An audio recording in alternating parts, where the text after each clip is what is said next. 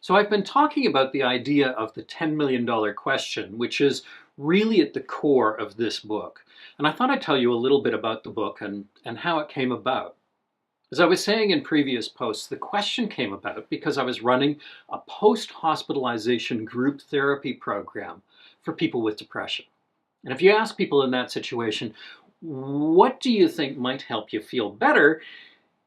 You often don't get anywhere. Sometimes, but not usually. But if you ask what would make them feel even worse, they know. And that's no surprise, because depression generally imposes a negative filter over thinking and perception. You can see the negative much more vividly than anything positive.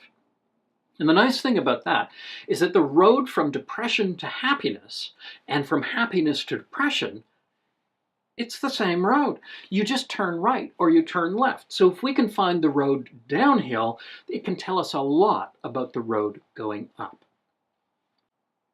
Now, years later, I was doing a talk series for the local library in Vancouver, which, if you're ever in Vancouver, it's kind of worth the visit. For one thing, it looks like the Roman Colosseum, which the architect firmly denies. I'll let you judge for yourself on that. Inside, it turns out to be two buildings in one.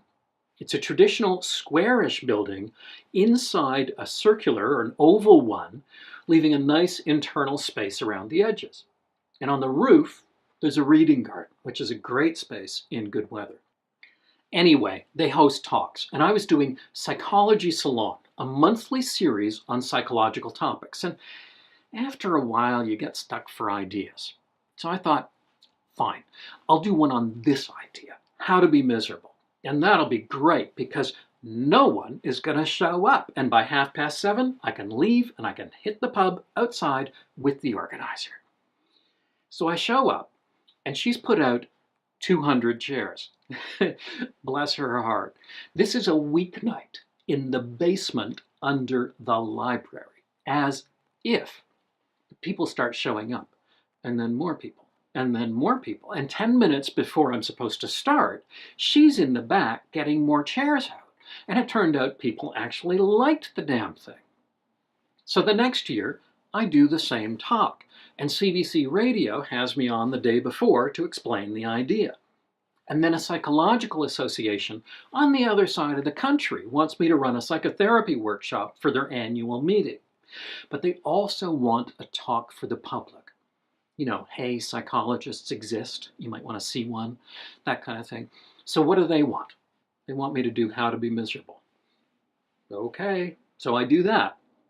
Now there's a bookstore in Toronto called Caversham Books, and it's all about psychology and psychotherapy. It's a great place. You should visit if you're in town. And no, they didn't pay me anything to say that. Anyway, for some unknown reason, they list this talk on their website, which I'm sure nobody notices, except an acquisitions editor in New York City who hasn't got anything better to do, apparently, than look at things like this for book ideas. So she gets in touch and says, oh, hey, how would you like to write a book on this subject? Okay.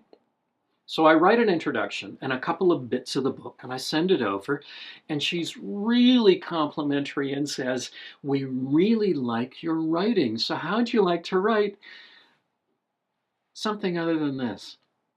Well, no. Now I'm thinking about this project, and I want to finish it. Even if nobody wants to read the damn thing, and can't anyway, because nobody will publish it. So I finish the draft, and I send it off to New Harbinger Publications, who liked it, and they said yes. And here we all are. So the book is not for people with clinical depression, it's for everyone else. And it talks about how we often behave as if we wanted to feel miserable, even though we don't. So it takes the stance that misery is actually our species' great strength, way more than being happy, apparently. So let's go with it. And it breaks this down into 4 main sections, 10 ideas in each. The first one is how to have a miserable lifestyle. And this includes the usual suspects like get no exercise, eat the garbage food that's advertised on television, and ignore your sleep. But it also discusses elements like screen time, work scheduling, overspending, and watching 24-hour news channels. So that's behavior. But what about thinking? The second section reviews some of the most time-honored ways of bringing on unhappiness by biasing our thinking. And that includes some strategies that people sometimes think should make them happier, like optimism and working on their self-esteem. I'd explain, but then you wouldn't buy the book. Part 3 is called Hell is Other People, which is understandable because humans are a social species, and social behavior is about the most complicated element of our lives. So there's lots of ways that it can go wrong. You've probably found at least some of them. And finally, part 4 tells how to live a life without meaning. Now that sounds like I'm going to get all religious, but no, it's about knowing what's important to you and what gives you a sense of fulfillment and meaning and purpose, and then avoiding all of that. It includes strategies like staying inside your zone of comfort and living out the unlived lives of others. So that's how this book came about, and hopefully I haven't described it so well that you don't have to buy it. My goal here was to be pretty hazy, and I think I've nailed it. In coming weeks, I'll talk about some of these ideas in more detail, and I'll be voyaging a bit further afield into topics like depression and anxiety and stress, and what to expect if you see a therapist, plus some life management and goal-setting strategies. Hope you like it. You can get How to Be Miserable from your local bookseller or from Amazon. The link's below.